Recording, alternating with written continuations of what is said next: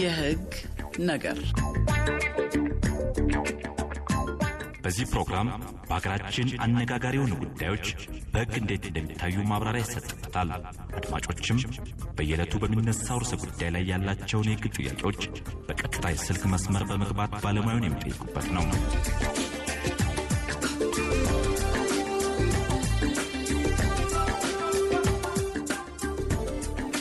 ሰላም ጤና ይስጥልን የተወደዳችሁ አድማጮቻችን፣ ሳምንታዊ የህግ ነገር የቀጥታዊት ፕሮግራማችንን እነሆ ጀመርን። ጣቢያው የኢትዮጵያ ሬዲዮ ነው። በዛሬው ዝግጅታችን ስለ ንብረት ማስመለስ አዋጅ ላይ ትኩረት አድርገናል። የንብረት ማስመለስ ስንል ምን እንደሚያካትተው ሚሊዮን በዋናነት እናነሳለን።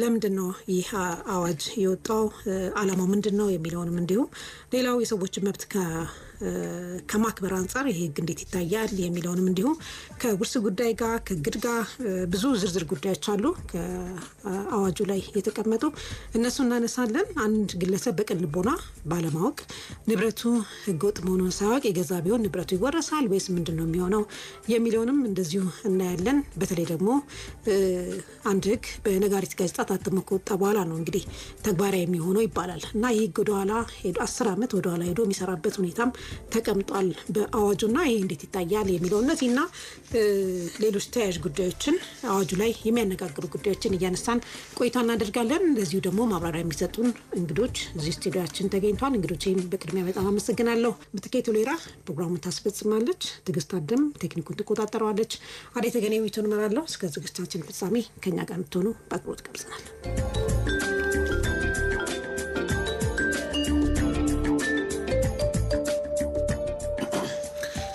እሺ፣ ቀደም ሲል እንግዲህ እንዳልኩት የንብረት ማስመለስ አዋጅ ላይ ነው ትኩረታችን። በዚሁ ላይ ማብራሪያ የሚሰጡን እንግዶቼን ላስታውቅ።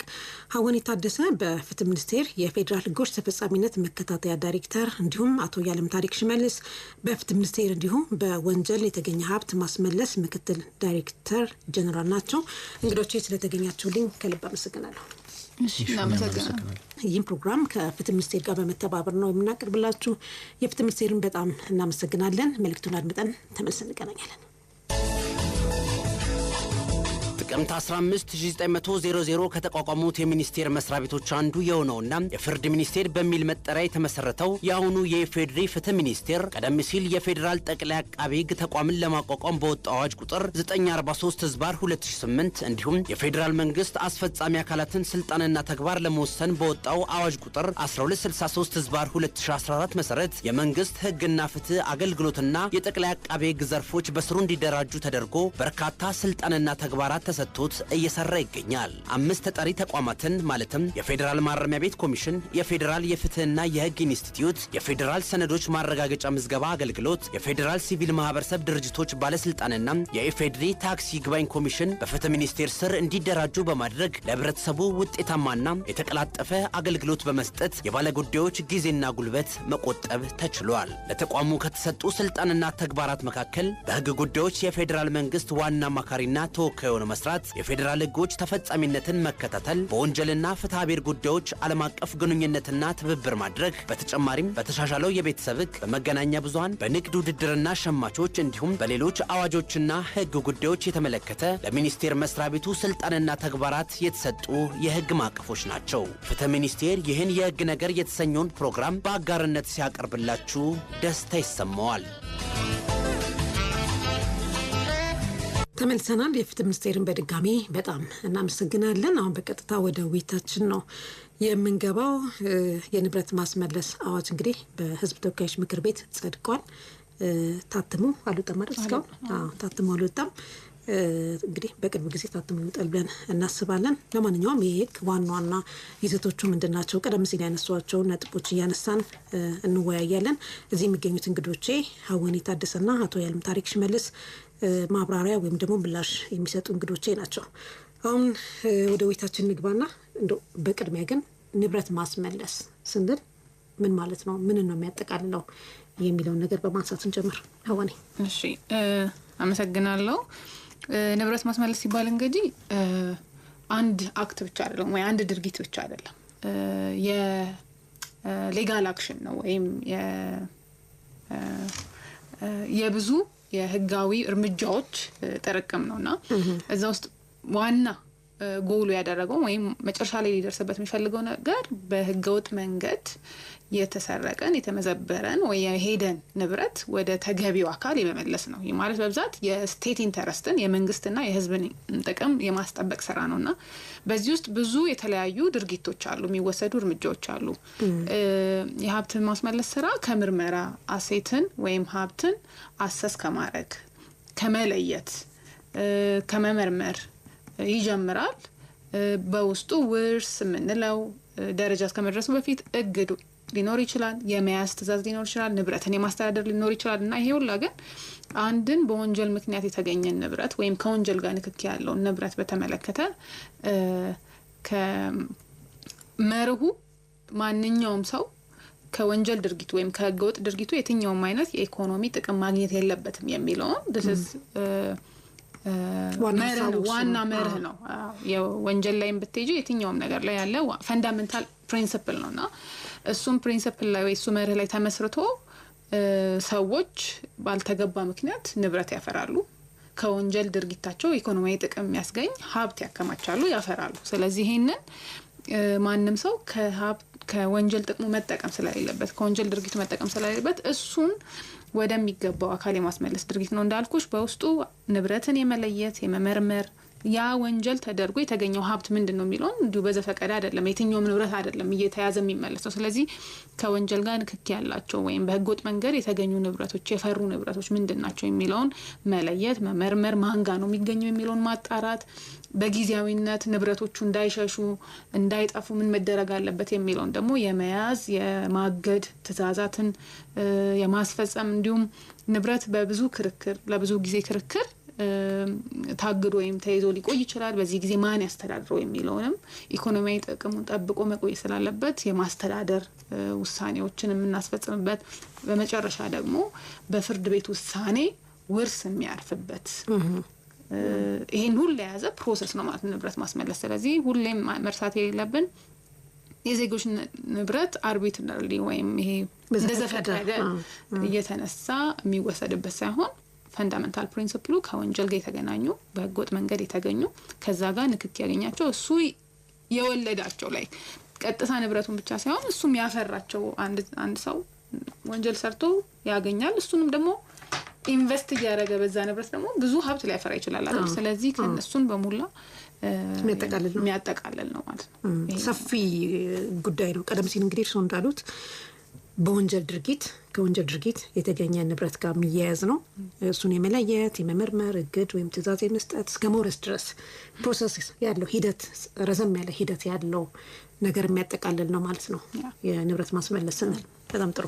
አቶ ኃይሉ ታሪክ እዚህ ጋር የሚጨምሩት ነገር ያለ ሴቶች ብዬ ነው ለወኔ ሰጣ ኦልሞስት ሁሉም ተብሏል። ዓለም አቀፍ ትብብር የሚባለውን ብቻ ነው ምናልባት ወንጀሉ በመደበኛነት እንግዲህ ሀብት ማሸሽ ሲኖረው ድንበር የመሻገር ባህሪ ያለውና እሱን በተመለከተ ዓለም አቀፍ ስርዓቶች አሉት።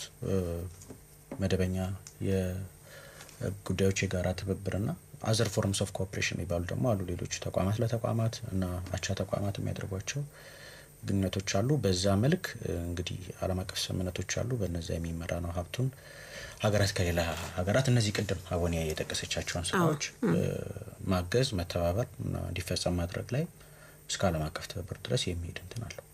ሰፋ ያለ ነው። ከሀገር ውስጥም ተሻግረው እስከ ውጭ ድረስ የሚሄድ ነው ጉዳይ ነው። በጣም ጥሩ። ሌላው ምን የሚያያዝ ነገር አለው? ምንጩ ያልታወቀ ሀብት ወይም ደግሞ ንብረት እዚህ ላይ ትኩረት የሚያደርጋል እና ምን ማለት ነው ምንጩ ያልታወቀ ሀብት ወይም ንብረት ሲባል የሚለው ነገር እሱን የምናያዘው። እሺ አመሰግናለሁ። እንግዲህ የምንጩ ያልታወቀ ሀብት በእኛ ሀገር እንትን አዲስ አይደለም። የህግ ስርዓት ውስጥ ከሙስና ወንጀሎች ጋር እና መጀመሪያ በወንጀል ህጉ አዋጅ ቁጥር 414 አንቀጽ 419 ላይ የመንግስት ሰራተኞችን ብቻ የሚመለከት ሆኖ ወጥቶ ነበር እና ምንጩ ያልታወቀ ሀብት እንግዲህ እዛ ላይ እንደሚታወቀው የመንግስት ሰራተኞች ባላቸው የስራ አጋጣሚ ስልጣናቸውን አቢዩዝ ለማድረግ በሚሰጡት አገልግሎት ላይ ያልተገባ ጥቅም በመቀበል በተለያየ ጊዜ እነን ሀብት አካብተው ሊደርስባቸው በማይችሉ ኮራፕቲቭ ፕራክቲሶች ሀብት አካብተው ሊገኙ ይችላሉና ህጋዊ ገቢያቸው ተብሎ የሚታሰበው ከቅጥር የሚያገኙት ነው መደበኛ ጊዜያቸውን እዛ ላይ ስለሚያሳልፉ። ከዛ ውጪ እንግዲህ ማንኛውም ሰው ህጋዊ በሆነ መንገድ ኢኮኖሚ አክቲቪቲ ውስጥ የመሳተፍ መብት ስላለው ነግጄ ነው ምንም ብዬ ነው ብሎ ቢያመጡ ችግር የለውም። ኤክስፕሌን እንዲያደርጉ ወይንም እንዲያብራሩ የሀብታቸውን ምንጭ የሚጠየቅበት ስርዓት ነው። ስለዚህ ከሀብታቸው ውጪ ሌላ ከህጋዊ ገቢያቸው ውጪ ሌላ ሀብት አፍርተው ሲገኙ በወንጀል ኃላፊነት አለባቸው። ንብረታቸውም የሚወረስበትን ስርዓት ደንግጎ ነበር። ሶ በጊዜ ሂደት የተባበሩት መንግስታት የጸረ ሙስና ስምምነት ነበረ፣ ኮንቬንሽን አለ። እኛ ደግሞ በአዋጅ ቁጥር 544 ህዝባዊ 1999 ላይ ያጸደቅነው ነው የሀገራችን የህግ አካል ሆኗል። እሱ ደግሞ ህዝባዊ ድርጅት ሰራተኞችም በዚህ እንዲጠየቁ ሪኮመንድ ያደርጋልና ህዝባዊ ድርጅት ሰራተኞች ተካተው ደግሞ በአዋጅ ቁጥር 881 በሙስና ወንጀሎች አዋጅ እንዲካተቱ ተደርገዋል። አሁን እኛ ይዘን የመጣ ነው ሶስተኛው ስቴጅ ነው። ሰው ሀገራት የመጀመሪያው ስቴጅ ቅድም የመንግስት ሰራተኞችን ብቻ የሚመለከት ነው። ሁለተኛው ህዝባዊ ድርጅት ሰራተኞች የሚባሉ ባንኮች፣ ሌሎች የሀብትን ለማስተዳደር የተቋቋሙ ተቋማትን የሚመለከት ነው።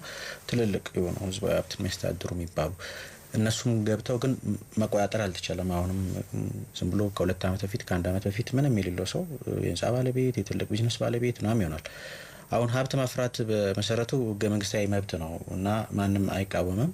ግን በህገወጥ መንገድ ሀብትን ማካበት ለጠቅላላው ኢኮኖሚውም አደጋ ነው።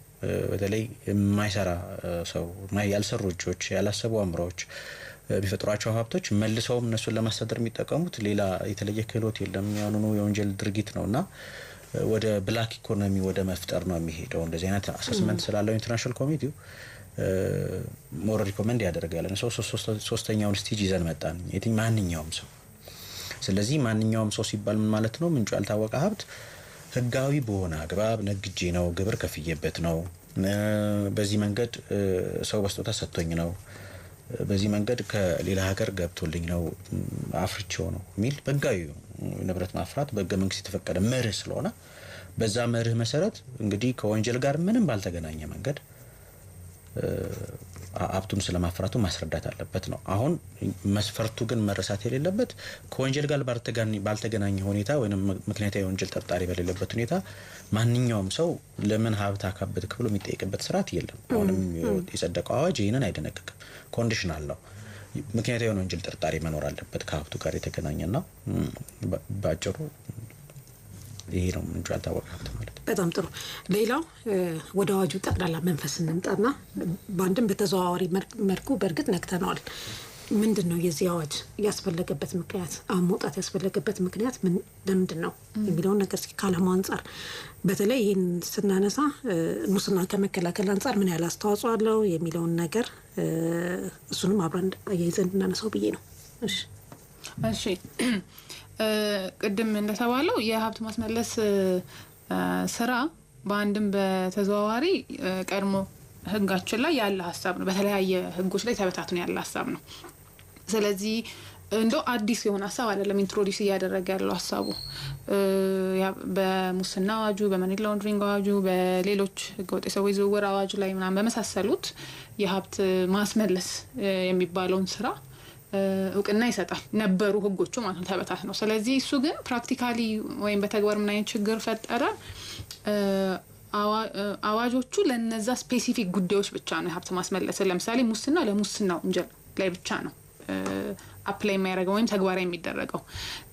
ስለዚህ አንደኛ ኢኮኖሚያዊ ጥቅም ያላቸው ወንጀሎች የሙስና ወንጀሎች ብቻ አይደሉም። ሌሎች በርካታ የወንጀል አይነቶች አሉ አደኝ ወፍተደ ወይም መጨረሻ ላይ የኢኮኖሚ ጥቅም የሚያስገኙ ወንጀሎች ማለት ነው። ስለዚህ እነሱን ኤክስክሉድ የሚያደርግ ወይም እነሱ ላይ በቂ የሆነ የህግ ማዕቀፍ ሳይዘረጋ ቀርቷል። ስለዚህ አንድ እነዚህን ህጎች ኮምፕሬሄንሲቭ የማድረግ ሰብሰብ አድርጎ ጠቅለል አድርጎ ይሄ የሀብት ማስመለስ ስራውም አጠቃላይ ምን ልበልሽ ጁሪስፕሩደንሱም እያደገ እንዲሄድ ያደርጋል። አንድ ኮምፕሬሄንሲቭ ሆነ ወይም የተጠቃለለ ህግ ሲኖር ስለዚህ ኢዝሊ ሪፈር ሊደረግ የሚችል በቀላሉ ሰዎች ሊያውቁት ሪፈር ሊያደርጉት የሚችሉት ህግ ማስከበር ውስጥ ያሉ ሰዎች በቀላሉ ሊረዱት የሚችል ከዛ ውጪ ለሁሉም ወንጀሎች ተግባራዊ ሊደረግ የሚችል አንድ ወጥ የሆነ ህግ አስፈላጊ ነበር። ጊዜው ዲማንድ ያደረገበት ጊዜ ነበር። ሌላኛው ኢትዮጵያ እንግዲህ ቅድም እንደተባለው የተለያዩ ኮንቬንሽኖችን ራቲፋይ አድርገው የማጽደቅ የህጉ አካል አድርጋለች። እነዚህ ህጎች የሚያስገድዱት ነገር አለ። ከዛ ውጪ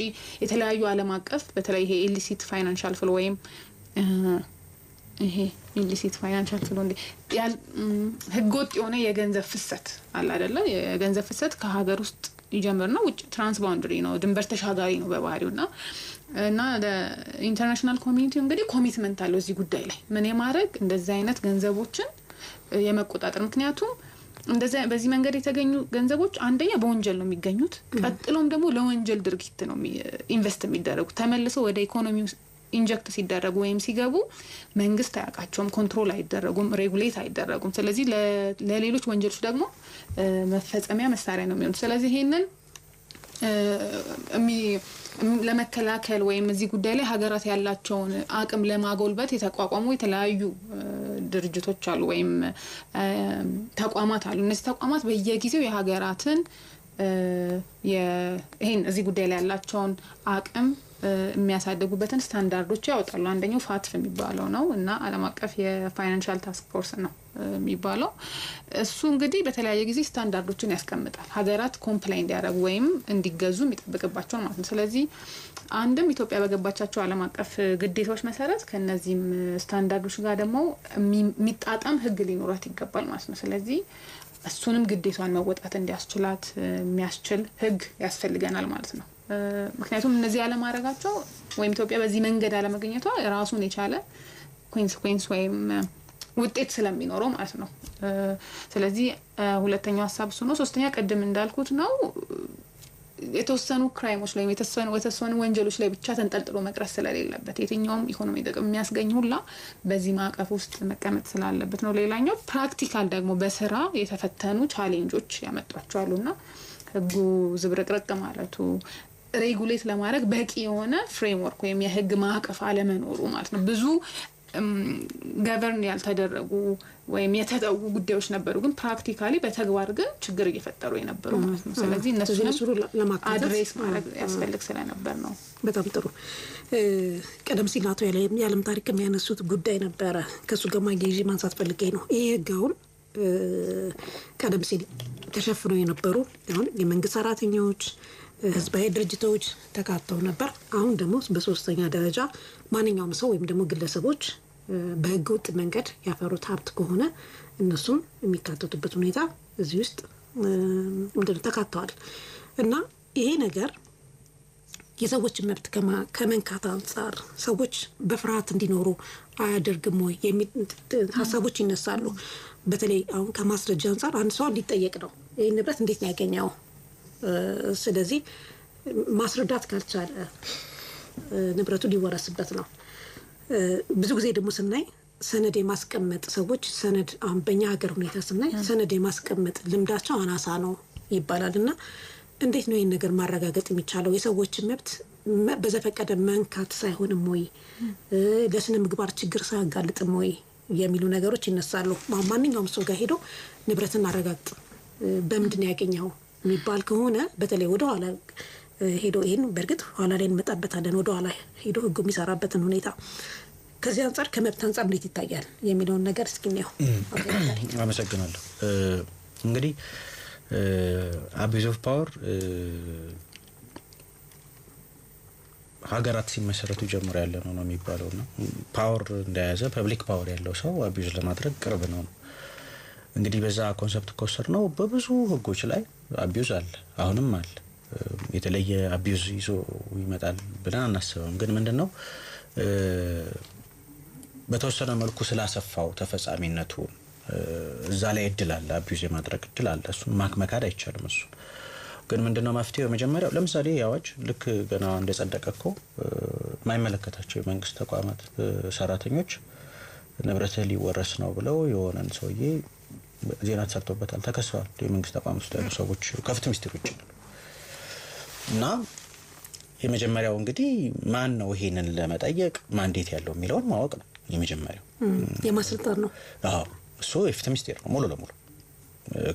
ፍትህ ሚኒስቴር ራሱን የቻለ የሥራ ክፍል ያደራጃል ይላል። እዚህ ከመድረሱ በፊት ፍትህ ሚኒስቴር ምን አድርጓል? 5 ዓመት ሞክሮታል ራሱን የቻለ በወንጀል የተገኘ ሀብት ማስመለስ የሚባል። ከዛ በፊት ግብረ ኃይል ነበረ 2012 ጀምሮ ጥር ላይ ተቋቋመ የሥራ ክፍሉ። ከዛ ጀምሮ ኤክስፒሪየንሶች አሉ እና ዓለም አቀፍ ስታንዳርዶችንም ተፈጻሚ ለማድረግ ከሌሎች የሥራ ክፍሎችም ጋር ከሌሎች የመንግስት ተቋማትም ጋር ሊኖር ስለሚገባው ኮኦርዲኔሽን በአጠቃላይ የግምገማ ነበረው ራሱ ጥናት ነበረውና መጨረሻ ላይ ወደዚህ ውሳኔ ሲደረስም ከነዛ ተነስቶ ነው የሆነ ቀን የመጣ ውሳኔ አይደለም እና ቢያንስ 5 ዓመት እድሜ ያለው እዚህ ላይ ለመድረስ ኤክስፒሪየንስ ቤዝድ ነውና ፍትህ ሚኒስቴር ነው የራሱ መርማሪዎች አሉት ያ የሥራ ክፍል ይሄ ማዋጅ አጠናክሮታል ማቋቋም ግዴታ ጥሎበታል አቃቤ ሕጎች ቀድሞውንም በፍትህ ሚኒስቴር ውስጥ ያሉ ናቸው ልዩ ክህሎት ያላቸው ባለሙያዎች ይኖሩታል የፎረንሲክ አካውንታንት የአሴት ቫልዩወር ወይንም የንብረት ግማቾች የሚባሉትና መደበኛ ኦዲት ማያገኛቸውን የፍራውድ ወይንም የማጭበርበርን የመሸወድን የመደበቅን ኢንቴንሽን ያላቸውን ግብይቶች የሚለዩ ናቸው እነዛ ደግሞ ፎረንሲክ አካውንታንቶች የሚባሉትና እነሱንም እንዲያካትት አዋጁ ያስቀምጣልና ሙሉ ለሙሉ ከኤ እስከ ዜድ በመር ደረጃ የፍትህ ሚኒስቴር ነው በተለያየ ሁኔታ ልክ መደበኛ የህግ ማስከበር ስራ ላይ አቃቢ የመተባበር ግዴታ እንደተጠበቀ ሆኖ ማለት ነው ስለዚህ ይሄንን ማወቅ ነው መጀመሪያ አሁን ለምሳሌ በተግባር ከታየው ኬዝ ብንነሳ እነዛ ሰውዬ ይሄንን ጎቦ ክፈሉ አለበለዚያ ንብረቱ ይወረሳል የተባሉ ሰውዬ አይ የፍትህ ሚኒስቴር ሰዎች ናችሁ ወይ ቢሉ አለቀ ጉዳዩ የፍትህ ሚኒስቴር ሰው ሆኖም ደግሞ አቢዛ ያደርግም አይባል ስለዚህ የፍትህ ሚኒስቴር ደግሞ ሰው ሆኖ በእንደዚህ አይነት ኢንፎርማል በሆነ ቻናል ጉዳዮችን በዚህ መንገድ ለመምራት ሲኖር ፍትህ ሚኒስቴር አዋጁን ተከትሎ ዝርዝር መመሪያዎችና አፈጻጸም ማኑዋሎች አውጥቷል ከፍተኛ አመራሩ የሚከታተለው የቴክኒካል ኮሚቴ ተቋቁሞ ሰው አዋጁን በዝርዝር አቢዝ የማይደረግበትን እያንዳንዱን አሰራር ዲክቴት የሚያደርግ የሚዘረዝር እና ለዛም ደግሞ ተጠያቂነት ያለው አሰራር መዘርጋት ማለት አሰራሩን መጣስ ተጠያቂነት የሚያመጣ ነው እንደ ሁኔታው አስተዳደራዊ ፍትሐብሔራዊ ወይም የወንጀል ኃላፊነት ሊያመጣ ይችላል እና በዛ መንገድ ነው እንጂ ዋናውን ወንጀል አቢዝ ሊደረግ ይችላል ተብሎ ያ በመፈራት እንትን አይደለም እንግዲህ ከተፈጻሚነት ውጪ አይሆንም ግን አቢዩዞ ፖቴንሻሊ አለ ምንም ጥያቄ የለውም ገና ያው እኮ ሳይጀመር ማይመለከታቸው ሰዎችም ገብተውበታልና ሚካድ ነገር አይደለም የምናየው ነገር ነው ግን መጀመሪያ ማን ነው የሚመለከተው የሚለውን ማወቅ ሁለተኛ የሚመለከተው ሰው ራሱ አቢዝ ቢያደርግ ምንድነው ማድረገው የሚለውን ደግሞ ማወቅ ነውና የሄጂ ነው መጠይቅ ማረጋገጥ የምችለው እና በቀጣይም ፍትህ ሚኒስቴር እንግዲህ እንደናንተም ካሉ የሚዲያ ተቋማት ጋር ካምፔን ያደረገ አሰራሮቹ በዛ ኢንፎርማል በሆነ መንገድ መብቱ የተጣሰ ሰው ወይንም ደግሞ ሌላ ያልተገቡ አሰራሮች ላይ ስምምነት እንዲያደርግ የሚጋበዝ ሰው ምን አይነት መፍትሄ ያለው የሚለውን አሰራሮቹ ስለሚገልጹ እነሱን ደግሞ ራሱን እየቻለ የማሳወቅ የማስገንዘብ ሚዲያ ካምፔን ይኖራል ከዛ ሚዲያ ካምፔን ባለፈ መደበኛ ፍትህ ሚኒስቴርም ህግን የማስተማር የማሳወቅ ግዴታውን የሚወጣ አንድ የሥራ ክፍል አለ ስለዚህ እሱም መደበኛ የሆነ ሚዲያ እንትን አለው ስለዚህ በዛም እና በሌሎች በማናቸው አማራጮች ያንን ለህዝቡ ማድረስ ነው በዚህ መንገድ ከተግባባን አይ ቲንክ ሲግኒፊካንትሊ መቀነስ ይቻላል እንጂ አቢዙ አይቀርም ሌሎች ቦታዎችም ያለው እንትን ነው ግን ያንን ወደ ተጠያቂነት ማምጣት ያንን ማጋለጥ የሚለው ነገር ላይ ነው ሞር በተለይ ከሰነድስ አንፃር አሁን ከስነ ምግባር አንፃር ያለው ነገር መፍትሄ ሊኖረው ይችላል ሰዎች በማንኛውም ደረጃ መተው አንድ አቃቢ ጋር መተው የንብረት እንደዚህ ሊደረግ ነው ስለዚህ እንደራደር የሚጠያቂ ቢያነሳ ያ ሰው ወዴት መሄድ አለበት ፍትህ ሚኒስቴር ያው የሚያስቀምጣቸው አሰራሮች አሉ በዛ መልኩ ማረጋገጥ ይችላል ነገር ግን አንዳንዴ አሁን አስፈላጊ የሆኑ ሰነዶች ላይኖሩ ይችላሉ ከውጪ ገንዘብ ሊላክ ይችላል እንደዚህ ብዙ ነገሮችና ሰዎች በነዛ ገንዘብ ተጠቅመው የሚያፈሯቸው ንብረቶች ሊኖሩ ይችላሉ እና ተመቶ ንብረትን አስረዳ ምናምን ቢባል እና ሰነዶቹ ወይም ደግሞ ማስረጃዎቹ ባይኖሩ እንዴት ነው ማለት ሰው አሁን ይሄ አዋጅ እንዲህ አይነት ችግር ያመጣል የሚል ፍርሃት ስላለው እሱን ግልጽ እናድርገው ብዬ ነው ስለዚህ አሁን ይሄንን ጥያቄ አምፓክ ማድረግ ያስፈልጋል ሁለት ቦታ አንደኛ ሴት ሪካቨሪ ወይም የንብረት ማስመለስ አዋጁ ሞስትሊ ፕሮሲጀራል ነገሮችን ያስቀምጣል ከዛ ውጪ መሀል ላይ እንደ አንድ ሐሳብ ያስቀምጣው አንኤክስፕሌንድ ዌልዝ ወይም ምንጩ ያልታወቀ ገንዘብ ሀብት የሚለው ሐሳብ ነውና ኦፕሬሽናል ወይም በተግባር ሊከሰቱ የሚችሉ አቢዩዞችን በተመለከተ እንዴት መከላከል አለብን የሚለውን ቅድም ያለም ታሪክ ጠቅሶታል አይደለም ሚቲጌት ነው ሊደረግ የሚችለው ሚቲጌት እንዴት ይደረጋል ግልጽ የሆኑ ወጥ የሆኑ አሰራሮች ተጠያቂነት ያለበትን አሰራር በመዘርጋት የሚለው ነው። ሌላው ግን በጣም ትልቁ ሚስኮንሰፕሽን ህጉ በራሱ አቢዩዚቭ ወይም መብጣሽ እንደሆነ ተደርጎ የሚቀመጠው ነገር ነውና እሱን አንፓክ ለማድረግ ያህል ሁለቱን ስለ አንኤክስፕሌንድ ዌልዝ ወይም ምንጩ ያልታወቀ ንብረት ስናወራ ማንም ሰው እየተነሳ ይሄን ንብረት ከየት አመጣው አይነት ኢንኳይሪ ውስጥ የሚገባ ተደርጎ ነው የሚሳለው። እንደዛ አይደለም ያለው ሐሳብ እንደዛ አይደለም።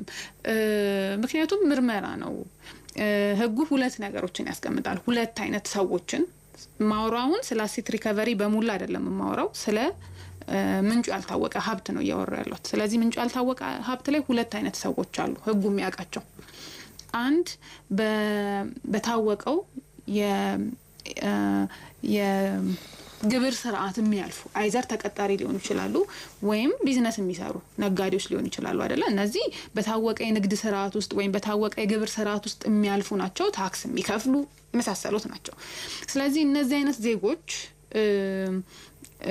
ከህጋዊ ገንዘባቸው ወይም ከህጋዊ ሀብታቸው ወይም ህጋዊ ገቢያቸው ሊያፈራላቸው ከሚችለው በጣም ሲግኒፊካንትሊም ሊሆን ይችላል በተለየ መልኩ ሀብት ይዘው ሊገኙ ይችላሉ። እነሱ ይሄ የሀብታችሁ ምንጭ ምንድነው ተብሎ ቀጥታም አይደለም የሚጠየቁት።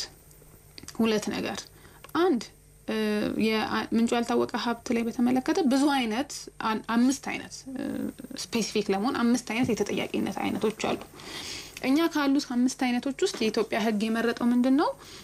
አማርኛውን ተርም ትንሽ ይከብዳልና ኳሊፋይድ ሲቪል ሊያቢሊቲ ነው። ኳሊፋይድ የሆነ የፍትሐ ብሔራዊ ተጠያቂነት ነው የሚያስከትለው። ያ ማለት ቀጥታ ይሄን ንብረት ከየት አመጣው ማስረዳት አልቻልኩም አስረዳኝ አይደለም ማለት ላይክ ስላላስረዳኝ ሀብትን ወርሳለሁ ሳይሆን አንተን ይሄንን ንብረት ለማፍራት ከሆነ ወንጀል ጋር ንክኪ ያለ ብዬ እኔ አቃቤ ህግ ማለት ነው ጠርጥሯል፣ ምርመራ ያደርጋል።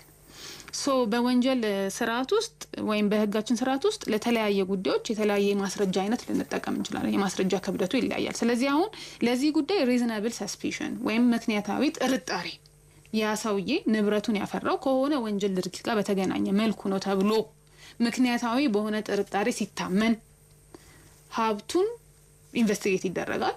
ስለዚህ ዲፍረንስ ይኖራል አይደለ? አንተ በህጋዊ ገንዘብ ወይም ህጋዊ ሚንስን ተጠቅመህ ልታፈራ የምትችለው ይሄን ያህል ሆኖ በአንተ ስም ያለ ወይም በአንተ ስም ባይሆንም ግን በሌላ ስም ሆኖ አንተ ኢንጆይ የምታደርገው የምትጠቀመው እውነተኛ ተጠቃሚው አንዳንዴ ሀብቱ በሌላ ሰው ይሆንና ግን እውነተኛ ተጠቃሚ ወይም የዛ በሀብቱ በስሙ ያለው ሰው ምንም ላይ ተጠቀም ይችላል አይደል? ተጠቃሚው አንተ ሆነ ሳለ ወይም ቤኔፊሻሪ ኦነሩ አንተ ሆነ ሳለ ስለዚህ ይሄንን ግን ያፈራው ከሆነ ወንጀል ጋር ጠርጥሬ ነው የሚለውን ሪዝናብል ሰስፒሽን ወይም ምክንያታዊ ጥርጣሬም ሲኖር ማስረጃዎች ይኖራሉ። እነዚህ አስረዳኝ እለዋለሁ ማለት ነው። ህጉ በራሱ ብዙ አይነት ሴፍ ጋርዲንግ ወይም መብት እንዳይጣሱ የሚያደርጉ ሜካኒዝሞችን አስቀምጧል። አንደኛው ይሄ አሁን ያልኩሽ ኳሊፋይድ የሆነ ሲቪል ሊያቢሊቲ መምረጡ። ሲቪል ሊያቢሊቲ ብቻ ቢመርጥ ኖሮ ኳሊፋይድ ባይሆን ኖሮ ከወንጀል ጋር አልጠረጠርኩ የሚለው ፕሮሲጀር ውስጥም አይገባም። ልዩነቱ በራሱ ይሄ ነው ሀብት ይሄ ነው ህጋዊ ሚንስ የሚለው ዲፍረንስ አለ አይደል? አርቲሜቲክ የሆነ ዲፍረንሱ ብቻውን ለኢንቨስቲጌሽን ምክንያት ሊሆን ይችላል ወይም ለሀብት ማስመለስ ክስ ምክንያት ሊሆን ይችላል። አሁን ግን ኳሊፋይድ ማድረጉ አንደኛው ሴፍ ጋርዲንግ ሜካኒዝም ነው። ሁለተኛ ቅድመ ክስ አሰማም ወይም ፕሪሊሚናሪ የፕሮሲዲንግ አስቀምጧል። ያ ማለት ዜጎችን ፍርድ ቤት ከመውሰዱ በፊት አቃቢ ህግ ጋር ቀርቦ ይሄንን በዚህ ምክንያት ነው ይሄንን በዚህ ምክንያት ነው ይሄንን በዚህ ስራ ነው ያገኙት ብሎ ህጋዊ ሚንሳቸውን እንዲያስረዳ እድል ይሰጣል።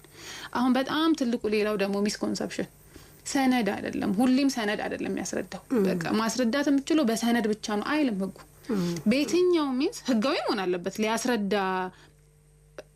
ንብረቱን አይደለም ያስረዳው፣ የንብረቱን ምንጭ ነው እንዲያስረዳ የሚጠበቀው። የንብረቱን ምንጭ ሲያስረዳ የትኛውንም ያንን ምንጭ ያስረዳልኛል የሚለውን የሰነድም ይሁን የማንኛውም አይነት ማስረጃው ማቅረብ ይችላል። ስለዚህ በሰነድ ብቻ የታጠረ እንደሆነ ተደርጎ ብዙ ጊዜ መስተጋባቱም አግባብ አይደለም፣ ትክክል አይደለም። ምክንያቱም ማንኛውም ሰው ያስረዳልኛል ባለው መንገድ ማስረዳት አለበት። ግን ህጋዊ በሆነ አስተኛ ሰነድ አምጥቶ አይደለም የሚያስረዳው ማለት ነው። ሌላኛው ሴፍ ጋርዲንግ ሜካኒዝም ይሄ ነው ማለት ነው። ሶስተኛ ሴፍ ጋርዲንግ ሜካኒዝም ዜጎች ንብረታቸውን ሲያስረዱ ወንጀል ሊያምኑ ይችላሉ አይደል? ይሄን ወንጀል ሰርቼ ነው ሊልሽ ይችላል። ያ ማለት አስረድቷል ማለት አይደለም፣ ሌጋል ስላልሆነ ሚንሱ አይደል?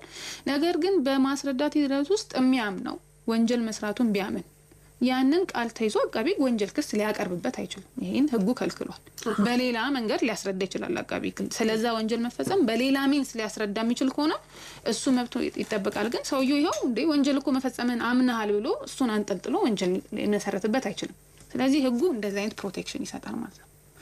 ስለዚህ ከዛ መለስ ግን ያሉት ኦፕሬሽናል በሆነ መንገድ በስራ ምክንያት የሚገጥሙ ቅድም እንደተባለ ነው ሴንትራላይዝ ማድረጉ ይሄን ስራ ለፍትህ ሚኒስቴር ብቻ መስጠቱ አክተሮች በበዙ ቁጥር ወይም ይሄን ስራ የሚሰሩ በበዙ ቁጥር እኮ ዜጎች ራሱ ማን እንዳሳገደባቸው ፕራክቲካሊ ያለ ኬዝ ማለት የሚገጥምሽ ፖሊስም ያሳግዳል፣ አቃቢ ህግም ያሳግዳል፣ ሌሎች ተቋማትም ያሳግዳሉ።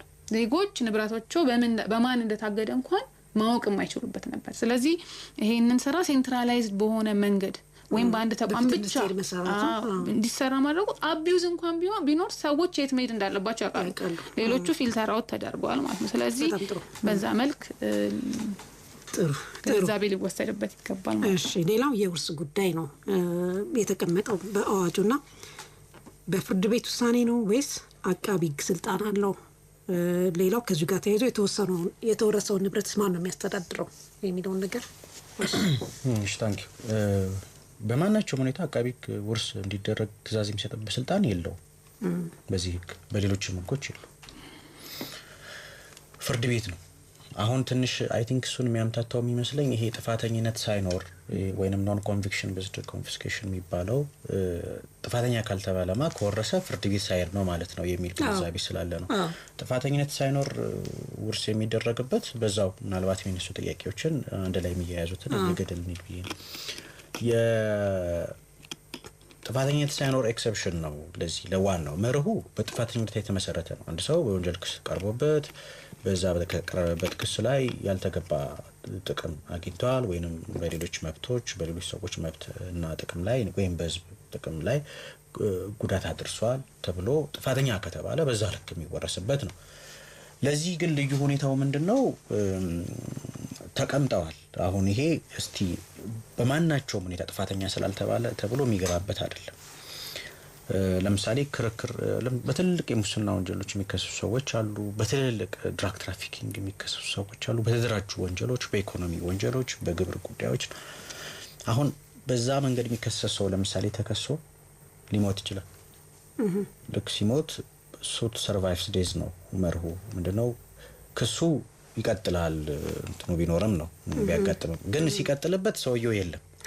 ዋና የወንጀል ክስ ክትትል እንግዲህ ሰውየውን ወይ ነፃ ነው ወይ ጥፋተኛ ነው ለማለት ነው። ጥፋተኛው ነው ከተገኘ ለማረምም ለማነጽም ነው። አንድ በኩል ንብረቱ መወረስ እንደተጠበቀው ግን ሞቷል፣ ስለዚህ ቆመ ማለት ነው። ስለዚህ ማን ነው ሀብቱን ወራሾች መተው ሊወስዱት ነው? ያ ከሆነማ ብዙ ችግር አለው። አንድ እሱ ነው። ሁለተኛ ለምሳሌ ይሄ ቅድም ያነሳ ነው መግቢያችን ላይም ዓለም አቀፍ የጸረ ሙስና ስምምነትም የሚያስቀምጠው ነው። አንቀጽ 54 ላይ አሁን ኖን ኮንቪክሽን ቤዝድ ኮንፊስኬሽን ስርዓት ሊኖራቸው ይገባል ይላል ሀገራት። እንደ ምሳሌ የሚጠቅሳቸው ሶስት ጥፋተኝነት ላይ ሳይኖር ጥፋተኝነት መርህ ስለሆነ እሱ ተቀምጧል። ጥፋተኝነት ላይ ሳይኖር ደግሞ መርህ ለምሳሌ ብሎ የሚያነሳቸው ሶስት አሉ፣ ግን ኤግዞስቲቭ አይደሉም ይላል እና በእነዚህ መሰሎች ብሎ ነው የሚያስቀምጣቸው። እነሱን መሰሎቹን ደግሞ ቅድም አወን ያነሳቸው ዓለም አቀፉ የፋይናንስ ግብረ ኃይል ወይም ፋይናንሻል አክሽን ታስክ ፎርስ የሚባለው በጣም ትልቅ ዓለም አቀፍ የፋይናንስ ስርዓት ነው። ከዚህ ከሎ ኢንፎርስመንትም አጠቃላይ ከዛ ጋር በተገናኙ ከሚሰሩ ያስተዳደራዊ ጉዳዮችን ጋር በተመለከተ ኢንተርናሽናል ስታንዳርዶች አውጥቶ ለነዛ አፈጻጸሞች ክትትል ኦቨርቪው የሚያደርግበትን ተግባራዊ ያላደረጉ ሀገራት ላይ ሜዥር የሚወስድበትን ሬት በማድረግ ከዓለም አቀፍ የፋይናንስ ስርዓት ጋር ወዳጅ ናቸው ጠላት ናቸው የሚለውን በጣም ሬት እያደረገ ኢኮኖሚያዊ ተጽዕኖ መፍጠር የሚችልበትን ሜዥር ያስቀመጠ አሰራር ነው ፋይናንሻል አክሽን ታስክ ፎርስ እና ከሱም ደግሞ ቤስት ኤክስፒሪየንስ ብሎ ያወጣቸው ነገሮች ወስደናል እና ኤግዞስቲቭ ናቸው። ለካዋጁ ላይ የተቀመጡት ነገሮች ብቻ ናቸው። ከሞት ባለፈ ለምሳሌ አንዳንዱ በወንጀል ተከሶ ዋስትና ይፈቀድለትና ይጠፋል ይችላል። ሲጠፋ ንብረቱ ምንድነው የሚሆነው ነው ይጠፋ። ስለዚህ ይቀጥላል፣ ንብረቱ ላይ ብቻ ይቀጥላል ክርክሩ ነው። እንግዲህ በዛ ጉዳይ ላይ ባለመብትነን በዚህ ንብረት ላይ ተቀማለኝ የጋራ ባለሀብትነት አለ። ሌላ ማናቸው መንገድ ሆነ መንገድ ያ በውልም በማናቸው መንገዶች መብት አለኝ እኔም ሊታይልኝ ወይንም የቀዳሚነት መብትም አለኝ ብሎ የሚመጣም ሰው ቢሆን ጉዳዩ ላይ መከራከር መብት አለ። ግን ዋስትና ተፈቅዶለት ያው የጠፋ ሰው ግን በዛ መንገድ የመከራከር እንዳይችል ነበር የመጀመሪያው ፕሮፖዛሉ። ግን እሱም ምክር ቤቱ አላመነበትም እሱም ወጥቷል እንግዲህ ተሳትፎ ይከራከራል ማለት ነው እሱ ራሱ ቢጠፋም ባለው እንትን እጉ ራሱ ያንን ሲያወጣ መጀመሪያ ላይ የነበረው ያ ነው ከዚህኛው አምልጦ በዛኛው ንብረቱን ጠበቃ ልኮ እንዳይከራከር ለማድረግ ነበር ዋና ጉዳዩ እንዲዘጋሩ ማይታወቅ ከሆነ አሁን አሉ በተግባር ያዝናቸው ጉዳዮች አሉ አስቸጋሪ ናቸው በርግጥ ካለው ልምድ ካለን የዳበረ ስርዓት አንፃር በደንብ ነጥረው ያልወጡ አሰራሮች ፈተና ሆነውበታል እንጂ አንዳንዶቹ አሰራሮቻችን ላይ ለምሳሌ ህንጻ ቁጭ ብሎ እየተሰራ በደንብ G+6 ምናምን እየተሰራ ህንጻ ባለ 6 ፎቅ ባለቤቱ እኔ ፍቃድ አልሰጠውም ይላል ክፍለ ከተማው ወረዳው አላቀውም ይላል ይሄን ሰውዬ በሱ ነው የሚሰራውን ሰውዬ በሱ ነው የሚሰራው ሰውዬ እንዲቀርብ ማስታወቂያ ሲለጥፍ አይመጣም ይቀደዳል ስለዚህ አይታወቅም ማለት ነው ከሆነ ወንጀል ጋር ተገናኝቶ ነው የሆነ ሀብት ከዛ ጋር ተቀላቅሎ ስላገኘን ነው መጨረሻ ላይ ህንጻ ጋር ተጣብቆ እየተሰራበት ነው ህንጻ ያ ከህዝብ ሀብት የተመዘበረ ነው ሙስና ተግባርና ሰዎቹ የሉም ስለዚህ እዛ ላይ ውርሳ ቤትታ እናቀርባለን which is የወንጀል ፈጻሚው ሳይታወቅ እዛ ገወጥ ንብረት ባለቤት ምን ገመተው አለ ግን ቀጥታ እሱ ነው ለማለት የሚያስችሉ ማስረጃዎች በሌሉ ጊዜ አይታወቅም ወንጀሉ ፈጻሚ ስለዚህ ሀብቱ ግን አለ በወንጀል የተገኘው ሀብት ስለዚህ ተብሎ ይቀርባልና እነዚህ በመሰሎች ናቸው ሌሎችም አሉ ለምሳሌ እንደውም ከዚህ በፊት የነበረውን ትንሽ የሚተቻ አሰራራችንን ሁሉ ለማረም ሞክሯል ህጉ ለምሳሌ ይቅርታ የሚደረግላቸው ሰዎች በወንጀል የተገኘ ሀብት ይዘው ከተገኘ ይቀጥላል ውርስ በእነሱ ላይ ይቅርታው እንዳለ ሆኖ ማለት ነው እና በመሳሰሉት እነዚህና ኤግዞስቲቭ ሊስት ናቸው ያልበቃለት ዝርዝር ነው በዛ ላይ ተመስርቶ ነው ያንን ነገር የሚያደርገው ስለዚህ በአጠቃላይ አቃቢ ውርስ ትእዛዝ ሊሰጥበት የሚችል ምንም ኢንስታንስ የለም ኖርም ማያቅ በፍርድ ቤት ነው ሁሉ በጣም ጥሩ አድማጮቻችን ህግ ነገር የቀጥታዊት ፕሮግራማችን ነው ያደመጣችሁ የምትገኙት ጣቢያው የኢትዮጵያ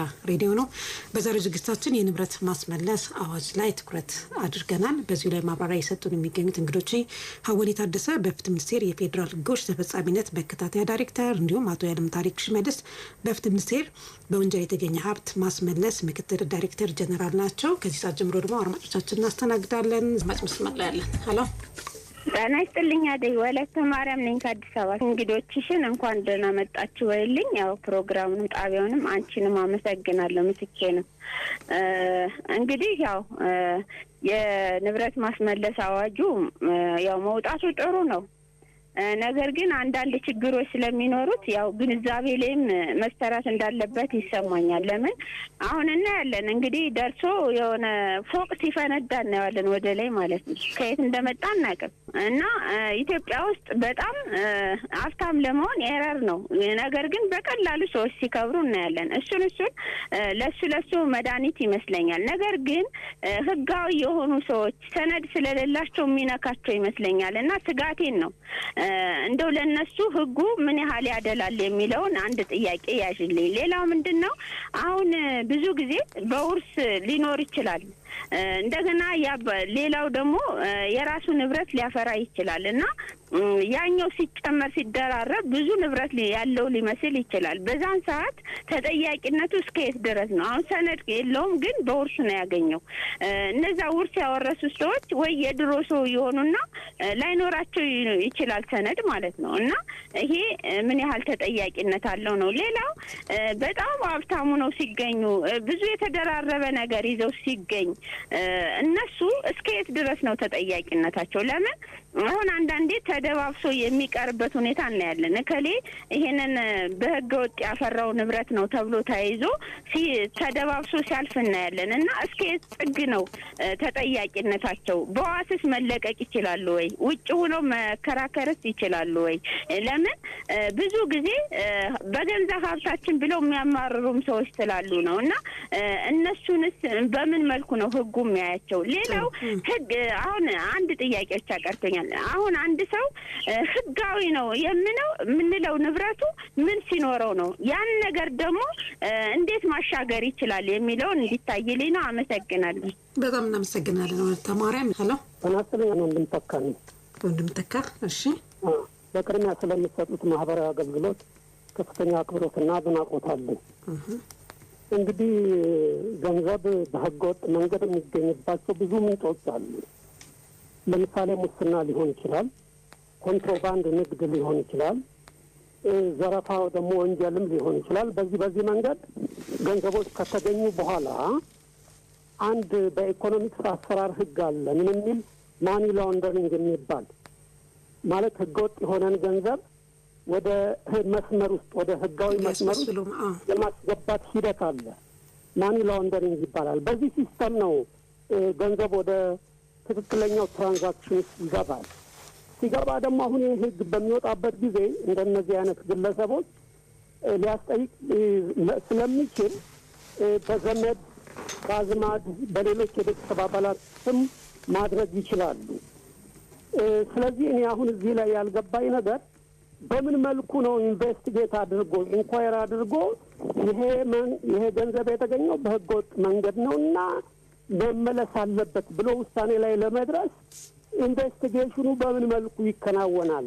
በጣም አዳጋችና በጥበብ የሚደረግ እስከሆነ ድረስ ችግር አይፈጥርም ወይ በዚህ በኩል የሚል ነው የመጀመሪያው ጥያቄ። ሁለተኛ አንዳንድ ግለሰቦች ምን ብለው ያስባሉ? ይሄ ህግ ሲወጣ በፖለቲካል አፊሊዬሽን ጥቃት ለማድረስ ለመጥቀም እንዲያስችል ነው የሚል ብሶት ያቀርባሉ፣ አቤቱታ ያቀርባሉ። እምልሽ በፖለቲካ በጣም የተለየች ከሆነ ተቃዋሚ ከሆንሽ ያንን ለመቅጣት ለመውረስ አመች ሁኔታ ለመፍጠር ነው የሚሉም ሰዎች አሉ እና ለዚህስ ምን መልስ አላቸው ባለሙያዎቹ? በሶስተኛ ደረጃ በተለይ ትልልቅ ባለስልጣኖችና ትልልቅ ነጋዴዎች በዚህ መልክ ያገኙትን ገንዘብ በውጭ ምንዛሪም ይሁን በምን ይሁን ወደ ውጭ የማሸሽ እድሉ አላቸው እና ያ ገንዘብ ወደ ውጭ ሄዶ በንብረትነት ቤት ሊገዛበት ይችላል፣ ባንክ አካውንት ውስጥ ሊቀመጥ ይችላል። ስለዚህ በዓለም አቀፍ ውስጥ በሚንቀሳቀስ ገንዘብን እንዴት ማስመለስ ይቻላል? ለምሳሌ የስዊዝ ባንኮች ታውቂ እንደሆነ ብዙ ይወቀሳሉ። ብዙ መሪዎች በድብቅ እዚያ ገንዘብ ያስቀምጣሉ እየተባለ ይታማሉ፣ የአፍሪካ መሪዎች። ስለዚህ እንደነዚህ አይነት ክስተቶችን ከባውንደሪ ባሻገር ያሉትን ኬዞች የመከታተል ጁሪዲክሽን አለው ወይ የኢትዮጵያ መንግስትም የኢትዮጵያ ፍርድ ቤትም? እና በእነዚህ በሶስት ጉዳይ ላይ አስተያየት እንዲሰጡ ነው። አመሰግናለሁ። እሺ፣ በጣም እናመሰግናለን ወንድም ተካ። ጥሩ ጥያቄዎች ናቸው። አድማጮቻችን፣ የህግ ነገር የቀጥታዊት ፕሮግራማችን ነው እያደመጣችሁ የምትገኙት። የንብረት ማስመለስ አዋጅ ወይም ደግሞ ህግ ነው የዛሬው ጉዳያችን። በዚሁ ላይ ጥያቄ ወይም አስተያየት ካለ አንድ ሁለት አድማጭ ብቻ እናስተናግድ ከሰዓታችን አንጻር። አድማጭ መስመር ላይ ያለን። ሄሎ፣ ጤና ይስጥልን። ሰላም ነሽ? አለን ይመስገን። አንቺንም እንግዲያሽን አመሰግናለሁኝ። እንደው ምኑን ነካው ያለው ሰው ነገር ሆነ እንጂ እንደ ተረት አድርጌ ብነግራችሁ ሰውየው ሽፍታ ነው። ብድር ስለበሳ አድርጎ ወጣ ሲል ሽፍታ በቤቱ ስር ይሄዳል። መሳሪያም በጉያው ይዞ ማነህ በጓሩ የምትሄጂው ማነህ ሲለው ምን አባካ ገባህና መሳሪያውን ወጣ ሲል ኧረ ምን ነካዎት ብሎ ሄድበት አየህ ወንድ ፈለች ሄዳ ነው። አሁን የዚህ አይነት ቢጤ ነው። አሁን እቺ የንብረት ማስመለስ ጉዳይ እነዚህ በደንብ ገንዘባቸውን እኮ የመንግስትን ንብረት ዘርፉ ሰውም አዘጋጅተው ንብረታቸውን መሳሪያማቸውም አዘጋጅተው ማንኛውም ነገር ዝግጁ ሆነው ነው ማንኛቸውም ሰርተው ነው። ይሄ ፎርጂዲ ወረቀት እያለ ማለት ነው። መንግስት እንዴት አድርጎ ነው ተፈላልፎ የሚዋጣው? ሲጣሉ ብቻ ወይ ቢሮ ምናልባት ሲጣሉ ብቻ ነው እንጂ ከላባቦሉ በልቷል ሲባሉ ወይ ለሱ ያልበላው ሰው ያልደረሰው ሰውዬ ሲጣሉ ብቻ ነው የዛን ጊዜ መንግስት ደርሶ ፖሊስ ደርሶ ክስ የሚመሰረተው እና ወንድሞች ክስ የሚመሰርቱት እንዲህ አድርጎ ለማውጣት የሚቻለው። ይሄ በጣም አዲያጋችና በጣም አስቸጋሪ ነው። ይሄን ግን እንዴት አድርጎ ነው እንደው ህጉስ የቱን ያህል ሄዶ የቱን ያህል ጥበቡን ይጠቀማል? ጥሩ ለማስፈልግን አመሰግናለሁ። እሺ፣ በጣም እናመሰግናለን። እሺ፣ ወደ ቤታችን እንመለስና እሺ፣ አንድ አድማጭ ብቻ እናስተናግድ። እሺ፣ ሄሎ፣ ጤና ይስጥልን አደይ፣ እንደምን አረፈዳችሁ? ጤና ይስጥልን። ፈጣሪ ይመስገን፣ ክብሩ ይስፋ። መምህር እንዳልጌትነት እባላለሁ ከሰሜን ጎንደር አዳርቃይ። ብዙ የምናተርፍባችሁ ነውና ለጣቢያው ለፕሮግራሙም ላንቺም ለእንግዶችሽም አክብሮቴ ልባዊ ነው። እንግዲህ እንደ ሀገር ልምምድና ባህል እያደረግነው የመጣነውን ይሄ ሌብነትን ያስቀራል ብለን ያሰብነው አንዱ ተስፋችን ነው። በእርግጥ ተግባሩ ላይ የራሱ የሆነ ጥያቄ ባነሳም እንደው በህዝብ ተወካዮች ምክር ቤት ጥር 1 ቀን 2017 የጸደቀው ይሄ ንብረት ማስመለስ አዋጅ ቁጥር 1364/2017 ይህ አዋጅ ከመውጣቱ በፊት በወንጀል የተገኘን ሀብት ማስመለስ በተመለከተ ራሱን የቻለ ወጥ የሆነ የህግ ማዕቀፍ ነበር ወይ? ካሁን በፊት እንዴት ነው ልምምዳችን ምን ያክል የዳበረ ነበር? ይህንስ አዋጅ እንደው በሀገራችን ባህልና ልምምድ የሆነውን አሁንም ደግሜ ይናገረዋለሁ ሌብነትን ቀድሞ ለመከላከል ያለው አቅም ምን ያክል ነው? ቀድሞ የመከላከሉ ነው። እንደው የአዋጅ ዓላማውስ መሰረታዊ ይዘቶች ውስጥ ምንድን ነው?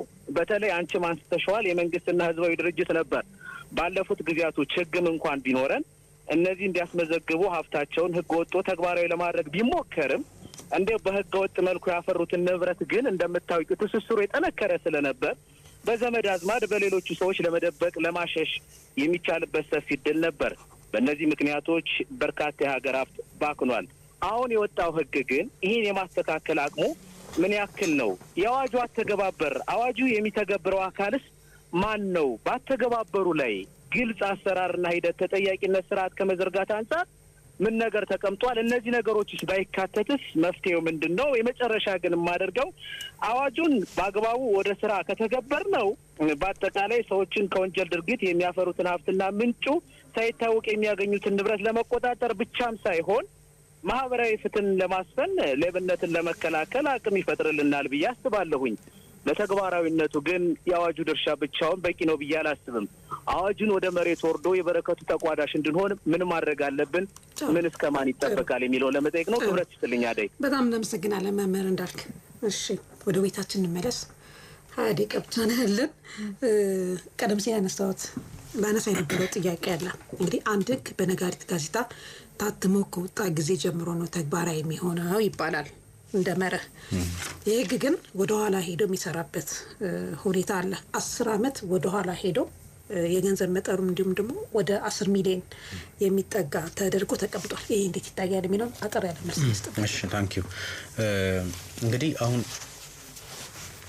ይሄ የንብረት ማስመለስ የሚለው ነው ሙሉ የአዋጁን ይዘት ጠቅልሎ ዜና የሆነውና የመወያያ አጀንዳ የሆነው እንጂ አንድ አንቀጽ ነው ከንብረት ማስመለስ አዋጁ። ወደ 54 ድንጋጌዎች አሉት። አይ ቲንክ እንግዲህ ሲጸድቅ ስንት እንደሚሆን አይዶን ማታተሙ ሲወጣ ከመጽደቁ ጋር ከዚህ ውስጥ አንቀጽ 5 ነው ስለ ምንጭ ያልታወቀ ሀብት የሚያወራው በማናቸውም ሰው ላይ ተፈጻሚነት የሚኖረውና ከዛ ውስጥ ሲቪል ሊያቢሊቲ ብቻ ነው ያስቀመጠው። ይሄኛው ሌሎቹ ናቸው እንግዲህ ሌሎቹ ወንጀል ሊያቢሊቲም የላቸውም። በወንጀል ሂደት ላይ ለተከሰሰው የሚሰጠውን ውሳኔ መሰረት ያደረገ የንብረት መለየት፣ ማገድ፣ ማስተዳደር፣ ማውረስ ሂደት የሚደነግጉ ናቸው ዓለም አቀፍ ትብብርን ጨምሮ። አንቀጽ 5 ላይ ያለውን በተመለከተ እንግዲህ ፍትሐ ብሔራዊ ኃላፊነትን ያስቀመጠው ቀደም አወኒ ማስተዋለች ኳሊፋይድ ሲቪል ሊያቢሊቲ ነው ያስቀመጥነው። ኳሊፋይድ ወይንም ደግሞ ምንድነው ቅድመ ሁኔታ ላይ የተመሰረተ የፍትሐ ብሔራዊ ተጠያቂነትን ነው ያስቀመጠው ኳሊፋይድ ሲቪል ሊያቢሊቲ። ቅድመ ሁኔታው ምንድነው? ከወንጀል ጋር መገናኘት አለበት። ሰው ዝም ብሎ ሀብት ስለያዘ ብቻ አይደረግም። አቢዩዝም የምንከላከልበት አንደኛው ነገር ይሄ ነው። ምክንያታዊ የሆነ የወንጀል ጥርጣሬ ሊኖር ይገባል ነው። ምክንያታዊ የሆነ የወንጀል ጥርጣሬ ላይ ጥያቄ ይነሳ። ምክንያታዊ የወንጀል ጥርጣሬ የታወቀ ነው፣ ምንሰራበት ነው። ክርናጭ ሲስተማችን ገና ከተጀመረ ጀምሮ ሞደርን ክርናጭ ሲስተም ከንጉሱ ጊዜ ጀምሮ ያለ ነው። አሁንም በተግባር ላይ ያለው የዛን ጊዜ የወጣው ህግ ነው። በመሻሻል ሂደት ላይ ቢሆንም ግን ምክንያታዊ የወንጀል ጥርጣሬ ማለት ያልተጨበጠ ዝም ብሎ በተራሉ ባልታ በመሰለኝ አይነት ነገር የሚጀምር የወንጀል ምርመራ አይደለም። ስለዚህ መጀመሪያ ምክንያታዊ የወንጀል ጥርጣሬ ከንብረቱ ጋር በተገናኘ ነው መሆን ያለበት። ማንኛውም አይነት ወንጀል አይደለም፣ ከንብረቱ ጋር በተገናኘ ነው። ወይንም ደግሞ ኢኮኖሚያዊ አክቲቪቲው የሰውየው ከወንጀል ጋር የተገናኘ አይነት ከሆነ አጠቃላይ ይሄ ሳውዝ አፍሪካዎች የሚያነን ስለሚያደርጉት ነው። ስለዚህ ሲቪል ሊያቢሊቲ ነው የሚያስቀምጠው ማለት ነው። ህገ መንግስታችን አንቀጽ 22 ላይ የሚከለክለው የወንጀል ህግ ወደ ኋላ ተመልሶ የማይሰራ ስለመሆኑ ነው የሚለው። አሁን የወንጀል ድንጋጌ አይደለም ያስገባ ነው። ፍትሐ ብሔራዊ ኃላፊነት ነው የሚያመጣው። ንብረቱን ብቻ ነው የሚመለከተው። ስለዚህ ፍትሐ ብሔራዊ ጉዳይ ነው። ስለዚህ ወደ ኋላ ተመልሶ የማይሰራ የሚለው የህገ መንግስቱ ድንጋጌ አይመለከተውም ማለት ነው። ህገ መንግስቱ ወንጀልን ነው። አሁን እዛ ውስጥ ምናልባት ያለው አሁን አዲስ ወንጀል ለምሳሌ አዲስ ወንጀሎች ወንጀልነታቸው ቢደነገግ አንዳንድ ድርጊቶች በወንጀል ያስቀጣሉ ተብሎ አዲስ እንግዲህ የሚመጡ ዲጂታል ቴክኖሎጂ ዓለም ነው። አሁን ብዙ ነገሮች እየመጡ ነውና በየጊዜው የሚደነገጉ ወንጀል ኃላፊነትን የሚያስከትሉ ህጎች አሉና እነሱን መሰረት አድርገን ወደ ኋላ ላንመለስ እንችላለን። የነሱ መነሻቸው ራሱ ገና አዲስ ስለሆነ ማለት ነው እንጂ በታወቁት የወንጀል ሂደቶች ውስጥ መነሻ ጥርጣሬ ካለ ምክንያታዊ ጥርጣሬ ካለ ፍትሐ ብሔራዊ ኃላፊነት የሚያመጣ ስለሆነ ይሄ ከዚህ ጋር ወደኋላ ተመልሶ ከሚለው ጋር በዛ መንገድ ቢታይ ይመልስ ይመስለኛል። ጥሩ። ሌላው የሚነሳው ጉዳይ ምንድነው? አንድ ግለሰብ በቅን ልቦና ባለማወቅ ንብረቱን እንግዲህ ህገወጥ መሆኑን ሳያውቅ ማለት ነው ቢገዛ ንብረቱ ይወረስበታል? ምንድነው የሚሆነው? አይወረስም። በቅልቦና የንብረት ባለቤት የሆኑ ሰዎችን መብት ይጠብቃል አዋጁ። እንግዲህ ከዚህ በፊት የነበሩት የተለያየ በዛው የተነሱ ጥያቄዎች ስላሉ ከዚህ በፊት የተበጣጠሰ ነው፣ ወጥ የሆነ ስርዓት የለንም። ቀደም በመነሻው ላይም ብለናል። የተለያዩ ህጎች ላይ ነው ያለው። እሱ ደግሞ አንዱን የምትወርሺው አንዱን ማትወርሺው ይሆናል። which is በወንጀል ሀብት ያገኙ ሰዎችን በተለያየ መንገድ ትሪት ነው የምታደርገው። ህገ መንግስቱ አንቀጽ 25 ተጣሰ ማለት ነው። ሰው እንግዲህ አጥፊዎችን በህግ ፊት እኩል ናቸው። ለአንዱ ውርስ ያለው ለሌላው ውርስ ያለው አይነት ህግ ነበር የነበረው ከዚህ በፊት። የተወሰኑ ኤሪያዎች ላይ ብቻ ነው ውርስ የነበረው እንጂ አንዳንድ የወንጀል ተግባሮች ተፈጽመው ፍርድ ቤት አይ ውርስ ስለማይለጉ መውረስ አትችሉም ተብሎ ወሰን በትርጉም እየወሰድን እንዲወረስ መኒ ላውንደሪንግ አዋጁን ይተጠቀምን ስለምናደርግ ሌሎቹ ይሄ ከሐዋላ ጋር ከመኒ ላውንደሪንግ ጋር ነው የተገናኙ የወንጀል ህጉና ራሱ የመኒ ላውንደሪንግ አዋጁ የሚመልሳቸው ናቸው። ይሄ የወንጀል ህግ አይደለም። ይሄን ያወጣ ነው ስነ ስርዓት ነው፣ ፕሮሲጀር ነው ያወጣ ነው። ግን ምንጩ ያልታወቀ ሀብትን በተመለከተ ፍትሃዊ ኃላፊነት የሚያስከትል ስለሆነ እዛው ተካቷል እና ይሄ ከዋስትና ጋር ሰው መያዝን ምናምን የሚያስከትል አይደለም። በአጠቃላይ ይሄ አዋጅ ከመያዝ ጋር የሚገናኝ ጉዳይ የለውም። በስርዓት ነው የደነገገውና ስነ ስርዓት ነው። ይሄ ዋና ህግ አይደለም። በወንጀል ኃላፊነት የሚያመጣ ህግ ሳይሆን በወንጀል ኃላፊነት ያለባቸው የተባሉ ሰዎች ንብረት በወንጀል ያገኙት ነው ምን ይሁን የሚለውን ወጥ ስርዓት ስላልነበረ ለዛ ስርዓት መደንገግ ነው ዋና ዓላማው የነበረው። ሁለተኛ ምንጩ ያልታወቀ ሀብትን እዛ ውስጥ አካቶታል። ስለዚህ በዚህኛው ማዕቀፍ ነው መታየት ያለበት። እሺ ጥሩ። ቅልቦና የሚለው ነገር ግን ያው በደንብ ተመርምሮ ማለት የተጠበቀ ነው። አሁን ቅልቦና የሚለው ያው እንግዲህ ከኖሌጅ ጋር ነው የሚገናኘው። ባይ ዴፊኒሽን ያወቀ ነው ወይስ ማወቅ ያለበት ነው ነገር ያደረገው የሚለው ነው የሚታየውና አንዳንድ ሰዎች በስርዓቱ ሂደቶች እንግዲህ ቅልቦና በተለይ ከማይንቀሳቀስ ንብረት ጋር ከተገናኘ ተገቢውን ጥረት ማድረግ ነው።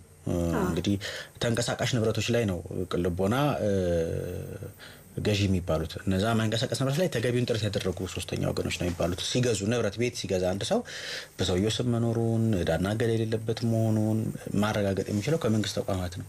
እዛ ሄዶ አረጋግጦ ቫሊድ ነው የተባለ ሰው ንብረቱ መግዛቱን። አሁን አንዳንድ ሰው ባዶ መሬት ይገዛና ቤት ሽያጭ ነው ምናምን ብሎ ይመጣል። ቅልቦና ልትይው አትችይም።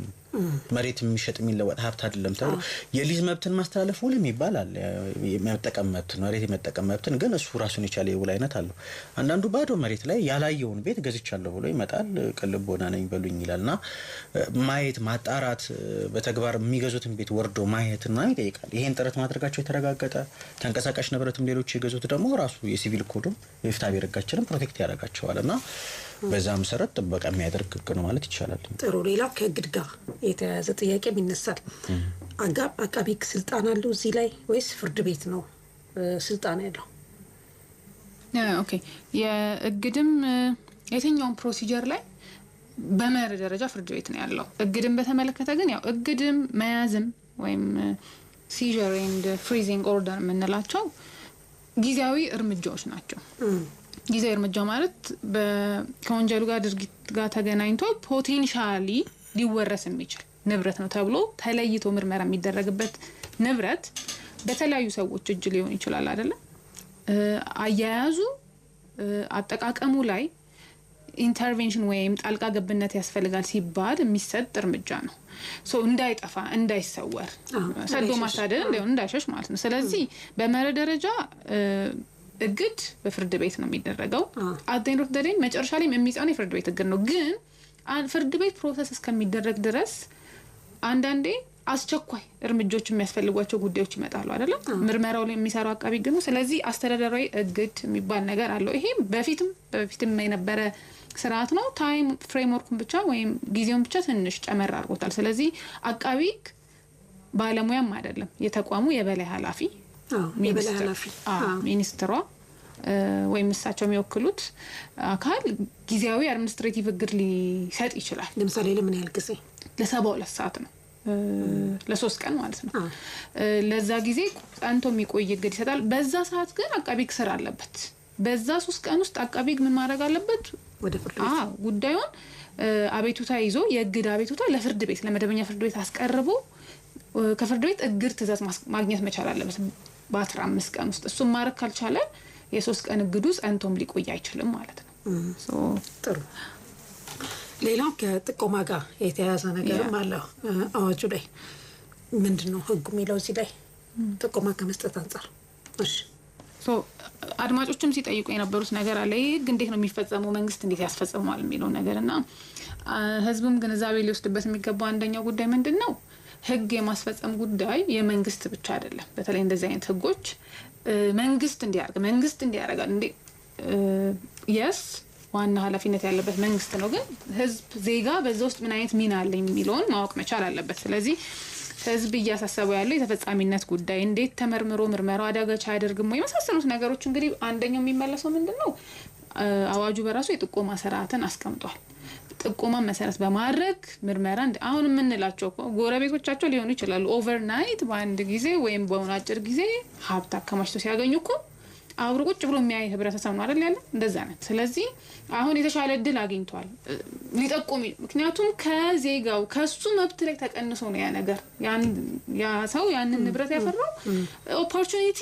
ሳያገኝ ስለቀረ አቢዩስ ስለተደረገ በያለ አግባብ ከመንግስትና ከህዝብ የተወሰደ ንብረት ነው ስለዚህ ይመለከተኛል እዚህ ጉዳይ እኔም ይመለከተኛል ያገባኛል ማለት መቻል አለበት ስለዚህ እሱን መጠቆም መቻል አለበት ማለት ነው የሚጠቆመው ደግሞ ጥቆማ የሚቀበለው ሚኒስትሪው ላይ የተቋቋመው የሥራ ክፍል ብቻ ነው እነዚህ ዝርዝር ጉዳዮች በተመለከተ አዋጁ በመመሪያ እንዲወሰን ነው ያስቀመጠው ስለዚህ መመሪያ እየተዘጋጀ ነው ጥቆማ እንዴት ይሰጣል በምን ሁኔታ ጥቆማን ተመስርቶ የሚሰጡ ማበረታቻዎች እንዴት ይሆናሉ ማለት የሚለው ዝርዝር መመሪያ እየወጣለ ወደ ቤት መጣበታለን እሱ ስለዚህ በመመሪያ እየተሰራለት ያለ ጉዳይ ነው ማለት ነው ጥሩ ወደ አድማጮች ጥያቄ እንሂድና ወደ ተማሪም ያነሳችሁ ጥያቄ አለ ግንዛቤ ላይ መሰራት አለበት የተባለው ነገር አለ ሌላው ህጋዊ የሆኑ ሰዎች ሰነድ ባይኖራቸው ህገወጦቹ በዚህ መልኩ እንትን መባላቸው ጥሩ ነው ያለችው ነገር አለ ነገር ግን ህጋዊ የሆኑ ሰዎች ሰነድ ባይኖራቸው ለምሳሌ በውርስ ያገኙት ንብረት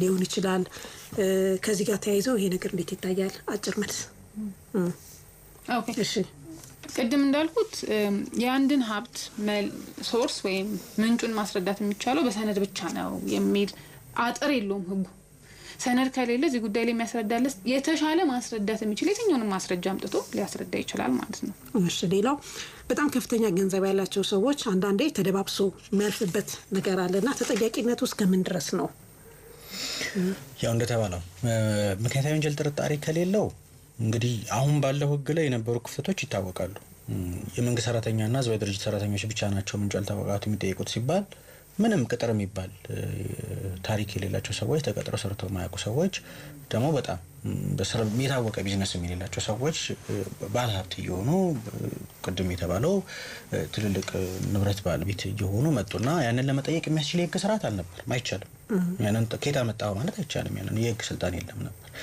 እና አንዳንድ መዝገቦቻችን ላይም ኦፕሬሽን ተሰርቶ በአገር አቀፍ ደረጃ ካምፔን ተደርጎ ኦፕሬሽን የተሰሩ የሙስና መዝገቦች ላይ ልጅ ድራጁ ወንጀሎች ላይ ኢኮኖሚ ወንጀሎች ላይ የተሰሩ መዝገቦች ላይ ሄደን ምንም ቅጥር ህይወት የሌለው ሰው ሀብት ስር ይሆን ከዋና ወንጀል ጋር ምንም ግንኙነት የሌለው ሰው ግልጽ የሆነ ግንኙነት የሌለው ሰው ግን የሆነ ጥርጣሬ ያለው በአይነት ምክንያት የሚመስል ነገር ያለው ግን አለ ወይ ሩቅ ዘመድ የሚመስል ከዋና ወንጀለኛ ጋር ወይ ከባለስልጣኑ ጋር ወይ ከሚመለከተው ከዛ በወንጀል ኃላፊነት አለው ከተባለው ሰው ጋር የሆነ ቀጥታም የተዘዋዋሪ ዝምድና ያለው ሰው ይሆንና ህግ ግን አይፈቅድም ያንን ለማድረግ በዛ የተነሳ ወደዚህ እንዲገቡ አድርገናል ይሄኛው ክፍተት መሰረት በማድረግ አሁንም ቢሆን ግን ሰው ሀብት ስላለው ብቻ አይጠየቅም ምክንያቱም ምንድነው እንግዲህ ለሌሎቹ ምናልባት ሌሰን የሚሰጠው ከወንጀል መቆጠብ ነው በወንጀል ኢኮኖሚያዊ በሆነ መንገድ ኢኮኖሚያዊ ወንጀሎች ውስጥ አለመሳተፍ የተሻለ ነው እንጂ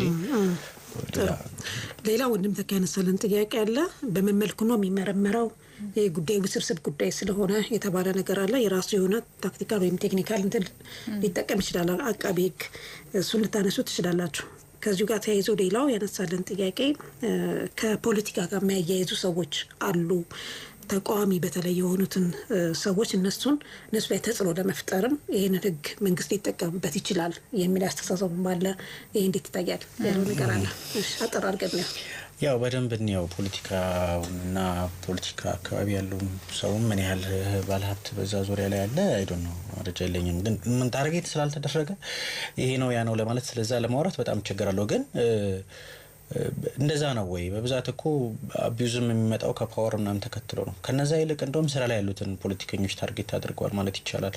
ምክንያቱም መዝገቦቻችን የሚያሳዩት እሱ ነው። ስራ ላይ ያሉትን ስንከተል ስንመረምር ሀብቱ የሚገኘው በሩቅ ዘመዳቸው ስም፣ ምንም ኢኮኖሚ አክቲቪቲ የሌለው ሰው፣ የታወቀ ገቢ የሌለው ሰው ስም ይሆናል። ያ ለመሸፈን ነው። እንደው አሰስመንት ከተባለ ታርጌት አይደለም። እንደው የመንግስት ኃላፊዎችንም ታርጌት በማድረግ ሳይሆን አሰስመንቱ ወይንም የነበረን ግምገማ የነበረን ኤክስፒሪየንስ ግን ያንን ያሳይ ስለነበረ ነው።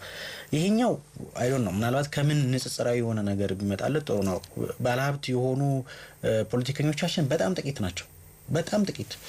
አብዛኛውን መንግስት ስልጣን ይዞ እንደውም ጥሩ። ሌላው ባለስልጣናት ወደ ውጪ ንብረት ወይም ደግሞ ገንዘብ ሊያሸሹ ይችላሉ እና ከውጭ ጋር ትብብር ከማድረግ አንጻርስ እንዴት ነው ማስመለስ የሚቻለው? ውጭ ሀገር ላይ ንብረት ሊያፈሩም ይችላሉ። ያ እሱን በተመለከተ አዋጁም ከውጭ ሀገር ጋር ስለሚደረግ ኮኦፕሬሽን ወይም ቅንጅታዊ አሰራር ያስቀምጣል። መደበኛና መደበኛ ያልሆነ ቅንጅታዊ አሰራርን ያስቀምጣል። በዚህ ውስጥ የህግ ትብብር የሚባል ነገር አለ። ማስረጃ ንብረቱም ውጭ ሀገር ሊሆን ይችላል እዛ ላይ ያለውና እንዲታገድ፣ እንዲወረስ፣ እንዲመረመር የመሳሰሉትን ነገሮች እንዴት መሄድ አለበት የሚለውን አዋጁ ይመልሳል። ራሱን የቻለ ሴክሽን አለው ማለት ነው። ሌላ ጊዜ በርግጥ ተመልሰን እንመጣበታለን፣ ሰፋ ያለ ጉዳይ ስለሆነ ማለት ነው። መመሪያዎቹን ማካተል። ሌላኛው ፎርጅድ፣ እነዚህ ሰዎች በደንብ ተደራጅተው ፎርጅድ ዶክመንትን ማዘጋጅተው ሊሆን ይችላል እና እንዴት ማጣራት ይቻላል የሚል ደግሞ አንድ አድማጫችን አንስተዋል። ያው በተለመደው አሰራር ነው ማለት አሁን ፎርጀሪን ወይንም ደግሞ የሐሰተኛ ሰነዶችን በተመለከተ በብዛት እንግዲህ ፍትህ ሚኒስቴር ውስጥ ጠቅላይ አቃቤ ሕግ ዘርፍ ሙስና ወንጀሎች ነው። በጣም ይሄንን ሙስና ወንጀሎች ዳይሬክቶሬት ጀነራል አለ እዛ ላይ በደንብ የሚሰራው ይሄ ስራ ክፍል ነውና የታወቁ ናቸው። ክሮስ ቼክ የሚደረጉበት አስፈላጊ ሲሆን እስከ ፎረንሲክ ድረስ ማጣሪያ የሚደረግበት ነው። ፐብሊክ ዶክመንቶች ሲሆኑና የመሳሰሉት። ከዛ ውጪ ትራንዛክሽንን ይሄ ሪከርድድ የሆኑ አይነት የሚመስሉ ነገሮችን በተመለከተ ሲሆን ደግሞ ያንን የሚመዘግቡ የሚከታተሉ ተቋማት አሉ፣ ሪፖርት የሚደረጉ። ለምሳሌ አንድ ሰው ግብር ከፍዬበታለሁ፣ ለዚህ ጋይድረስን ቆርጬበታለሁ የሚል እንትን ሰውየውን ከመጠየቅ ይልቅ ያኛው እዛ መመዝገቡ ስለማይቀር ከተቆጣጣሪ ተቋማት ከዛም ቼክ የሚደረግበት ነው። ብዙ እንትላለውና ፎርጀሪ ያን ያህል በዚህ ውስጥ ትልቅ ትሬት ነው ወይንም ትልቅ ስጋት ነው ተብሎ ለዚህ አዋጅ ለመውሰድ ይከብዳል። ተቋሙ የሚመረመርበት የራሱ እንትኖች አሉት፣ ቀደም ሲል ድርሶ እንዳሉት። በጣም ጥሩ። በመጨረሻ የምትሉት ነገር ካለ አንዴ ቀብቻ ልስጣችሁ፣ ሰዓት የለንም። እሺ፣ አይ ዞሮ ከግንዛቤ ጋር ነው። አሁን እንግዲህ አቢዩዙ በተወሰነ መልኩ እንግዲህ ማህበራዊ ሚዲያውን ምን ሆኖ የተቆጣጠሩት መግለጫዎች መጀመሪያ አካባቢ ተቆጣጠሩት የነበሩት መደበኛ ሚዲያ ላይም ህጉን በደንብ ከማየት ዓለም አቀፍ ስታንዳርዶችን በደንብ ከመፈተሽ ይልቅ ቀጥታ የነበረውን ኢሞሽናል በሆነ መንገድ የመግለጽ ነገር ነበር መጀመሪያ የነበረን ትዝብት።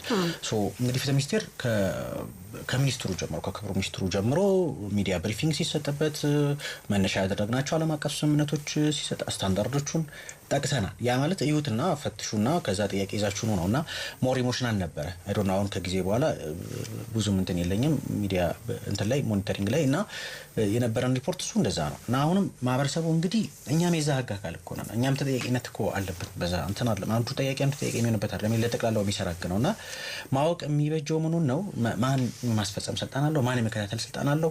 ፍትህ ሚኒስቴር። እነሱ ደግሞ ሰዎች አቢዩስ ያደርጉት ደግሞ ምንድነው ማድረግ የምችለው የሚለውን ደግሞ ያኛውን ወደፊትም መከታተል ነው። ግን አሁን የተጠያቂነት ስርዓትም ተቀምጧል።